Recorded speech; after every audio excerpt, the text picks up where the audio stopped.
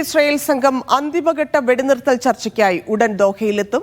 രാഷ്ട്രീയ തീരുമാനം കൈക്കൊള്ളുന്നതിനായി ടെൽ-അവീവിൽ തിരക്കിട്ട ചർച്ച നടക്കുന്നതായി ഇസ്രായേൽ മാധ്യമങ്ങൾ റിപ്പോർട്ട് ചെയ്യുന്നു. വിവിധ ഘട്ടങ്ങളായുള്ള വെടിനിർത്തൽ നിർദ്ദേശത്തിൽ മുഴുവൻ ബന്ദികളുടെയും മോചനവും ഉൾപ്പെടുന്നതായി അമേരിക്ക വ്യക്തമാക്കി. വടക്കൻ ഗസയിലെ ബന്ദികളുടെ അവസ്ഥ എന്തെന്നറിയില്ലെന്ന് ഹമാസ് പ്രതികരിച്ചു. ഗസയിലെ മരണം ഔദ്യോഗിക കണക്കിനേക്കാൾ 41% കൂടുതലെന്ന് ലാൻസെറ്റ് പഠന റിപ്പോർട്ട്. MC നാസർ ചേരുന്നുണ്ട്. നാസർ, വെടിനിർത്തലുമായി ബന്ധപ്പെട്ട് കുറേ ദിവസങ്ങളായി തുടരുന്ന ചർച്ചകളുണ്ട്. ഇതിപ്പോൾ തിരക്കിട്ട് ഇസ്രായേൽ സംഘമൊക്കെ ദോഹയിലേക്ക് പുറപ്പെട്ടിട്ടുണ്ട്. അന്തിമ ചർച്ച എന്നതിലേക്കാണ്. ട്രംപ് അധികാരം ഏൽക്കുന്നതിന് മുൻപ് തന്നെ 20-നാണ് അധികാരത്തിൽ വരുന്നത്. അതിനു മുമ്പ് തന്നെ ഒരു ചർച്ചയിലേക്ക്, ഒരു സമാധാനത്തിലേക്കുള്ള വഴി കാണുന്നുണ്ടോ? ഇതിന് തീർച്ചയായിട്ടും ഏറ്റവും നിർണായകമായിട്ടുള്ളൊരു തീരുമാനമാണ് അല്പം മുമ്പ് ഇസ്രായേൽ പ്രധാനമന്ത്രിയുടെ ഓഫീസ് വെളിപ്പെടുത്തിയിരിക്കുന്നത്. കാരണം ഇന്ന് പകൽ പല തലങ്ങളിലായി നടന്ന തിരക്കിട്ട ചർച്ചകളുണ്ടായിരുന്നു. ആ ചർച്ചകളുടെ ഏറ്റവും അവസാന തീരുമാനം എന്ന നിലയ്ക്കാണ് ഇന്ന് രാത്രിയോടുകൂടി തന്നെ ഇസ്രായേലിലെ ഏറ്റവും ഉന്നതതല സംഘത്തെ തന്നെ ദോഹയിലേക്ക് അയക്കാനുള്ള ഒരു പ്രഖ്യാപനം ഉണ്ടായിരിക്കുന്നത്. മൊസാദ് മേധാവിയായിരിക്കും ഈ സംഘത്തെ നയിക്കുക. അതോടൊപ്പം തന്നെ ഷിൻബെത്തിൻ്റെ തലവനുണ്ടാകും. ഇസ്രായേൽ പ്രധാനമന്ത്രിയുടെ രാഷ്ട്രീയ ഉപദേശകൻ സംഘത്തിലുണ്ടാകും. അതോടൊപ്പം തന്നെ സൈനിക പ്രതിനിധിയും ഈ സംഘത്തിൽ ഉൾപ്പെടുന്നുണ്ട്. ഇതുവരെ ഉള്ളതിൽ നിന്ന് വ്യത്യസ്തമായിട്ടുള്ളത് എന്നത് ഏറ്റവും പ്രധാനപ്പെട്ടത് ഒരു സമഗ്ര സ്വഭാവത്തിലുള്ള ഒരു സംഘത്തെയാണ് അയക്കുന്നത്. ഉന്നതതല സംഘം തന്നെയാണ്.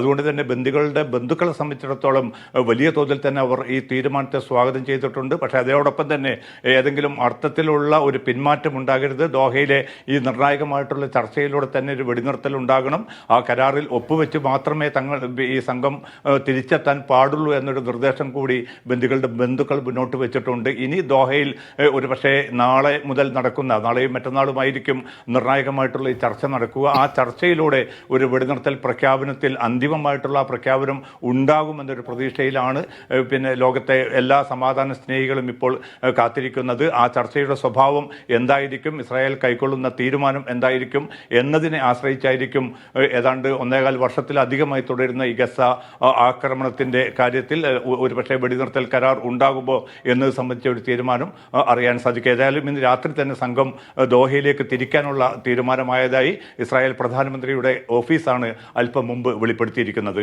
ധന്യ, ഈ ബന്ദികളാക്കപ്പെട്ടവരുടെ കാര്യം ഇപ്പം ഇസ്രായേലിന്റെ ആക്രമണത്തിൽ തന്നെ എവിടെയൊക്കെയാണ്, ഏതൊക്കെ ഭാഗങ്ങളിലാണ് നാശനഷ്ടം ഉണ്ടായത് എന്നതിനെക്കുറിച്ച് നമുക്ക് വ്യക്തമായ ധാരണയുണ്ട്. അപ്പം ഈ ബന്ദികളുടെ, പ്രത്യേകിച്ച് അമേരിക്കൻ ബന്ദികളുടെയൊക്കെ കാര്യത്തിൽ എന്താണ് നിലവിലെ ഒരു സാഹചര്യം? ഇത് അവരെ മോചിപ്പിക്കുക എന്നതിനപ്പുറത്തേക്ക് അവരിപ്പോൾ ഉണ്ടോ എന്ന് പോലുമുള്ളൊരു സംശയം നിലവിലില്ലേ? എന്താണ് സാഹചര്യങ്ങൾ നിലവിലെ? ഇതിനെ സംബന്ധിച്ച വലിയ തോതിലുള്ള ഒരു അവ്യക്തത തുടരുന്നുണ്ട്. ഹമാസ് നേതൃത്വം ഇന്നലെ പ്രഖ്യാപിച്ചിരിക്കുന്നതിൽ വെളിപ്പെടുത്തിയിരിക്കുന്നത് വടക്കൻ ഗസയിലെ തങ്ങൾ പാർപ്പിച്ചിരിക്കുന്ന ബന്ദികളുടെ കാര്യത്തിൽ തങ്ങൾക്ക് ഒരർത്ഥത്തിലുള്ള ഒരു കോണ്ടാക്റ്റും ഈ ബന്ദികളെ പാർപ്പിച്ചിരിക്കുന്ന അല്ലെങ്കിൽ ഹമാസിൻ്റെ പോരാളികളുമായിട്ട് തങ്ങൾക്ക് ബന്ധപ്പെടാൻ സാധിച്ചിട്ടില്ല. അത്രയും വ്യാപകമായിട്ടുള്ള ആക്രമണങ്ങളാണ് ആ ഭാഗങ്ങളിൽ നടന്നിരിക്കുന്നത്. ഇന്നലെയും ഒരു കൊല്ലപ്പെട്ട ഒരു ബന്ദിയുടെ മൃതദേഹം കണ്ടെത്തിയതായിട്ടുള്ള റിപ്പോർട്ടുകൾ പുറത്തു വന്നിട്ടുണ്ട്. അതുകൊണ്ട് ഈ വടക്കൻ ഗസയിൽ താമസിപ്പിച്ചിരിക്കുന്ന ബന്ദികളുടെ കാര്യത്തിലാണ് ഇപ്പോൾ അവ്യക്തത നിലനിൽക്കുന്നത്. അതേസമയം റഫ ഉൾപ്പെടെയുള്ള ഭാഗങ്ങളിൽ താമസിപ്പിച്ച ബന്ദികൾക്ക് അവർക്ക് ഏതെങ്കിലും അർത്ഥത്തിലുള്ള ഒരു വെല്ലുവിളിയോ അല്ലെങ്കിൽ അവർ ആക്രമണത്തിൽ കൊല്ലപ്പെട്ടതായിട്ടുള്ള വ്യക്തമായിട്ടുള്ള ചിത്രം ഇനിയും പുറത്തു വന്നിട്ടില്ല. ഒരുപക്ഷെ നാളെയും മറ്റന്നാളും നടക്കുന്ന ഈ ചർച്ചയിൽ, ദോഹയിൽ നടക്കുന്ന ഈ വെടിനിർത്തൽ ചർച്ചയുടെ ഒരു തുടർച്ച എന്ന നിലക്കായിരിക്കും ഹമാസ് ഇക്കാര്യത്തിൽ ഔദ്യോഗികമായിട്ടുള്ള ഒരു സ്ഥിരീകരണം നൽകുക. ഏതായാലും 100-ലേറെ ബന്ദികളുണ്ട്. അതിൽ അമേരിക്കൻ വംശജരായിട്ടുള്ള 6ഓളം ബന്ദികൾ ഉൾപ്പെടുന്നുണ്ട്. ഈ 100-ലധികം ബന്ദികളെ ഒരുമിച്ച് തന്നെ വിട്ടയക്കണം എന്നൊരു നിർദ്ദേശമാണ് ബന്ദികളുടെ ബന്ധുക്കൾ മുന്നോട്ട് വെച്ചിരിക്കുന്നത്.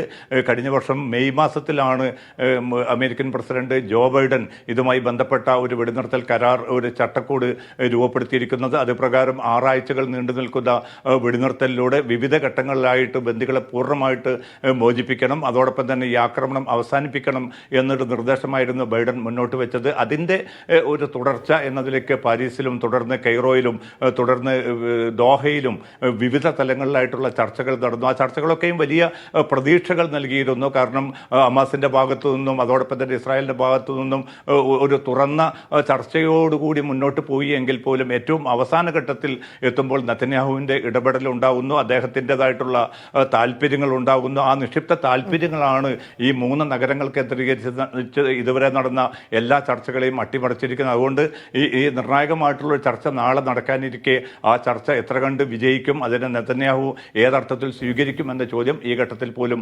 പ്രസക്തമാണ്. എന്തായാലും ബന്ദികളുടെ അവരുടെ അവസ്ഥയെക്കുറിച്ചുള്ള കൃത്യമായിട്ടുള്ള ഒരു ചിത്രം ഇനിയും പുറത്തു വന്നിട്ടില്ല. ഏതായാലും നിരവധി ബന്ധുക്കൾ ഇപ്പോൾ പോലും ജീവനോടെ ഉണ്ട് എന്ന റിപ്പോർട്ടുകളാണ് ഹമാസ് വൃത്തങ്ങൾ ഉദ്ധരിച്ചുകൊണ്ട് പുറത്തു വരുന്നത്. ധന്യ. യെസ് നാസർ, മറ്റൊന്ന് ചർച്ചയുടെ അവസാന ഘട്ടങ്ങളാണ്. ഗസയുടെ ഒരു പുനർനിർമ്മാണം എന്നതിനപ്പുറത്തേക്ക് ബാക്കിയുള്ള ആളുകളെ സംരക്ഷിക്കുക എന്നൊക്കെയുള്ള കാര്യങ്ങളിലേക്ക് ചർച്ചകൾ കടക്കുന്നുണ്ടോ? അത് അക്കാര്യത്തിൽ ഇപ്പം ബൈഡന്റേതാണ് ഘട്ടം ഘട്ടമായി നടന്നിരുന്ന ചർച്ചകളെല്ലാം. അപ്പം അവസാന സമയത്തേക്ക് എത്തുമ്പോൾ അത്തരത്തിലുള്ള ചർച്ചകളിലേക്ക് കൂടെ കടന്നിട്ടുണ്ട്. ആന്റണി ബ്ലിങ്കനൊക്കെ കഴിഞ്ഞ ദിവസം പല കാര്യങ്ങളും അഭിപ്രായപ്പെട്ടിരുന്നല്ലോ. അതിൻ്റെ തീർച്ചയായിട്ടും, കാരണം ഈ മാസം 20-നാണ് പുതിയ അമേരിക്കൻ പ്രസിഡന്റ് അധികാരമേൽക്കുന്നത്. ട്രംപ് അധികാരത്തിൽ വരുന്നതോടുകൂടി അല്ലെങ്കിൽ അതിനു മുമ്പേ തന്നെ ഈ ബന്ദികളുടെ മോചനം നടക്കേണ്ടതുണ്ട്.